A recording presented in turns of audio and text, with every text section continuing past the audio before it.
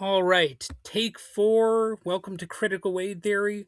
This is officially episode 600, and I could have made this entire episode about that as like sort of a celebration of how many episodes I've released, but I've got some more important things I want to talk about today.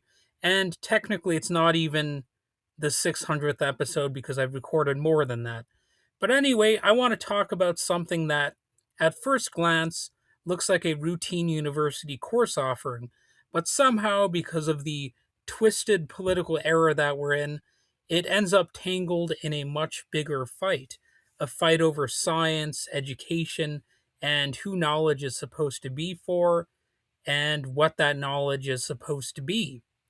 So the course is part of MIT's curriculum.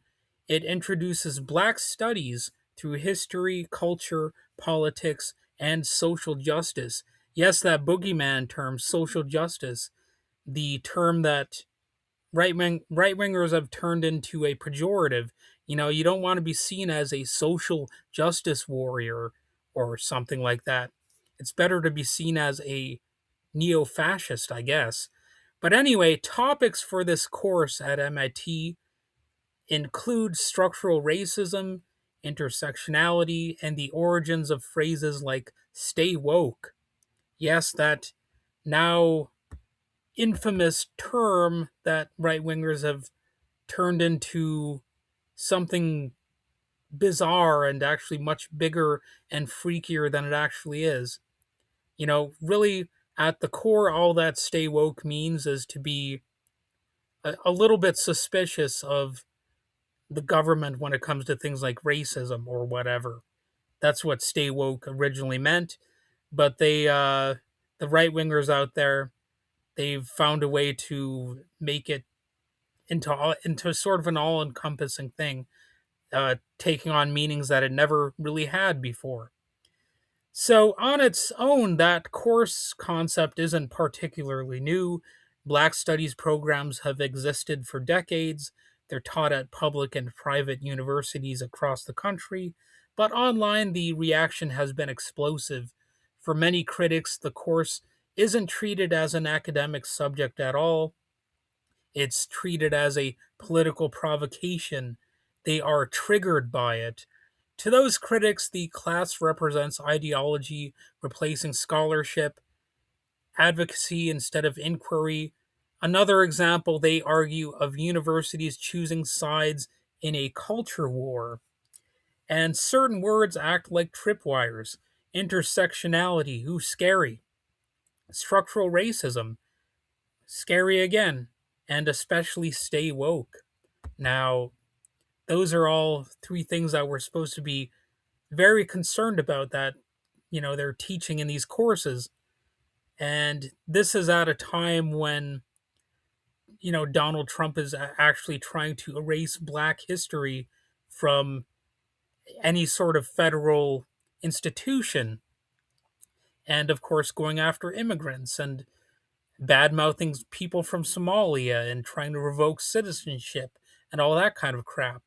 So somehow I'm supposed to be more worried about this university course, which is actually just teaching history, and I'm not supposed to be worried about, people actually out there busting heads of immigrants, most of whom are actually nonviolent and most of whom, are actually peaceful and they don't really actually pose a significant threat to anybody. Certainly not a unique threat that the average native born citizen would represent.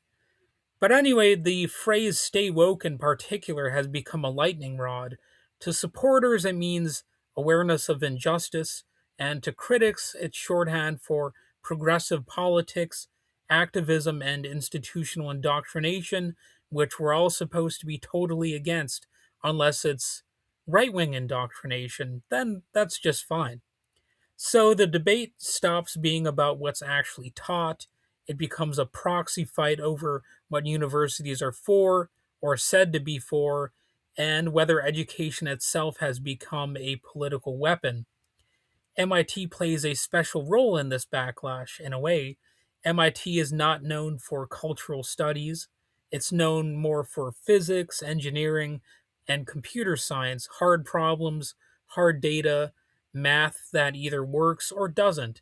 So critics might ask, why is a school famous for science investing in a field they see as subjective and political? They frame it as soft disciplines encroaching on hard science, as mission drift, as a dilution of what MIT is supposed to be. Well, of course, things change over time. Things that were supposed to be one way become more about something else over time. But underlying all of this is a familiar argument. Resources are finite. If universities are spending time and money on courses like this, then something else must be losing out. And that concern connects to a broader question you see everywhere online. Why does it feel like funding for basic science keeps getting cut? The uncomfortable answer is that it isn't just a feeling. Under Donald Trump, science funding was not just deprioritized, it was actively targeted. And no doubt, this culture war stuff is being used as an excuse to just cut all of these different sorts of education funding. Now, why are they doing it? Well, you can have some very basic theories like the Republican Party just does not want the masses to be educated, and there's some plausibility to that theory. But really, at the end of the day, that's more something that you should be asking them instead of me, just this little podcaster over here. By 2025, this year, major cuts hit U.S. science agencies hard. The National Science Foundation saw massive reductions, especially in math, physics, and chemistry. Some estimates put cuts to core NSF funding at roughly two-thirds compared to the previous year. So again, this is happening, and they're using the supposedly demonic liberals and progressives and far left as like a boogeyman excuse to do all this. Thousands of grants were terminated. Long-running research programs were halted. Peer review processes were weakened. The National Institutes of Health also took major hits, freezing or canceling billions in health research funding. The proposed 2026 budget went even further, calling for nearly a 57% cut to the NSF and an overall reduction of about 25% in federal science spending. And this would permanently damage the US research system, or at least semi permanently damage it, and cost the country its leadership in science and innovation. And this is happening at a time where they're not even wanting to be tourists to this country. So we're having a brain drain happening. More science funding is going to be happening elsewhere in the world, and also more tourism is going to end up happening elsewhere in the world. So you really have to ask yourself, is this actually making America great? Well, the answer seems obvious. No, it is not. And this matters because basic science is not ideological as well. A particle does not care who is president. A theorem does not vote. An experiment either replicates or it doesn't. But funding decisions are political. They always are. And in this case, the ideology driving the cuts was not coming from the left. It was coming from a far right administration openly hostile to expertise, institutions, and evidence based policymaking. And again, I think that's one of the things that's really at the core here. They want to establish a theocracy, and if you have evidence based policymaking, well, that will quite frequently clash with any sort of theocratic framework that they're trying to establish. And this hostility wasn't limited to laboratories. Trump also proposed deep cuts to education access programs like TRIO, including Upward Bound and Talent Search. And these programs help low income, first generation, and disabled students prepare for college and succeed once they get there. Now, I did a previous episode where I said that I was involved in the Upward Bound program, and not only that, but they actually helped me graduate from high school because I took summer courses in Upward Bound, and they transferred the credits from one of my classes there into my high school, uh, my high school record, and that's how I was actually able to graduate from high school. So I kind of have to, you know, kiss Upward Bound's butt because they actually helped me out. If it wasn't for that, I would have never got a high school diploma, perhaps, or at least I would have been delayed in that process. So yeah, that's something that Trump has on the chopping block. So I have to take it a little bit personally because it's a program that helped me out. And these are pipeline programs. They expand who gets to participate in higher education and eventually, in some cases, in science itself. If a person chooses to be in a scientific field, and cutting them sends a clear message. Fewer doors should be open. This is quite explicitly class warfare, in addition to any sort of, the the woke concerns about race. This is also about class. Make no mistake about it. So you don't really have to be a minority per se in terms of like skin color or religion or what have you. You could be a poor white person and still be negatively impacted across the board by practically everything this dumbass administration is doing. And there are a few forces at work here. One is time. Basic research pays off slowly, sometimes decades later. Politicians work on election cycles, so a project that might change the world in 30 years is a hard sell compared to something that produces a headline next quarter.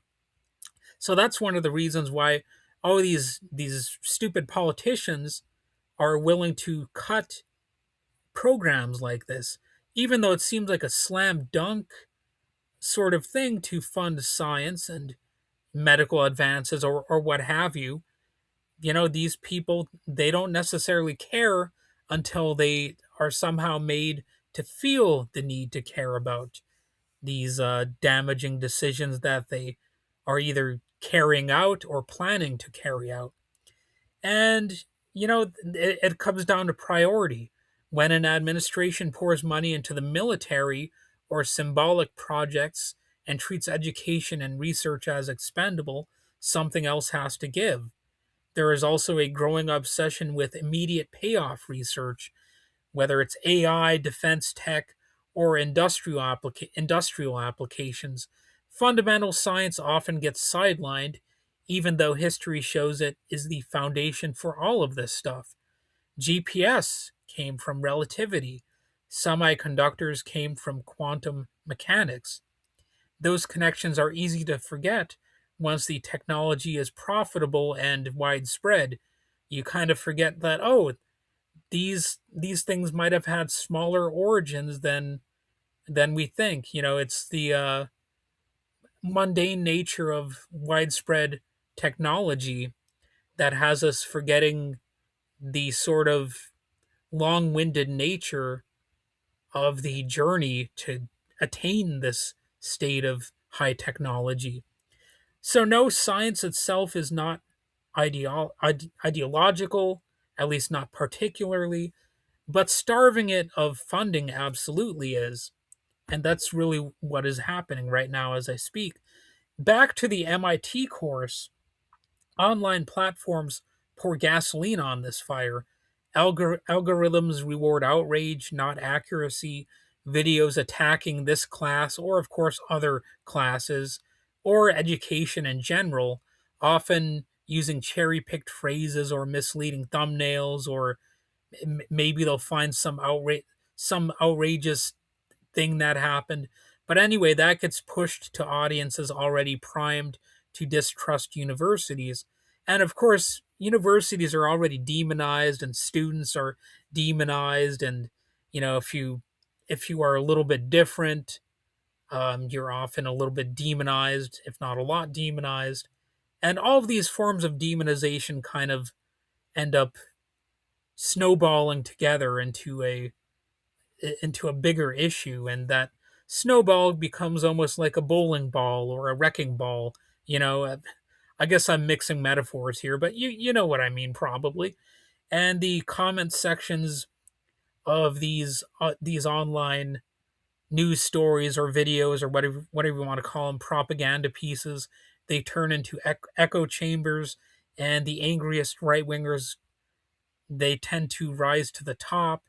The syllabus, the academic goals, the broader scholarly tradition all disappear, and it's pretended that there's no legitimacy whatsoever to any of this research, that all of these topics are just garbage. There's no truth to them whatsoever. It's just complete anti-intellectual trash that ends up happening. So what remains is a simple story. MIT has gone political, and there's no validity whatsoever to anything that they're doing other than, whatever the MAGA movement would happen to like. And that would probably be if MIT would become a church, or something like that. And in the end, this course has become a symbol, like so many other things have become symbolic. And for critics, it represents a fear that higher education is no longer a neutral place. The fear also that universities are shaping values instead of just transmitting knowledge. And the fear that identity and power now frame every subject. And that fear exists alongside something else, a political movement that has actively undermined science funding, cut education access programs, and attacked the very institutions that make research and learning possible. So the argument isn't really about one class, it's about who gets to learn, who gets funded, and who gets to define what counts as knowledge itself, and whether a country that wages war on science and education can still claim to value either.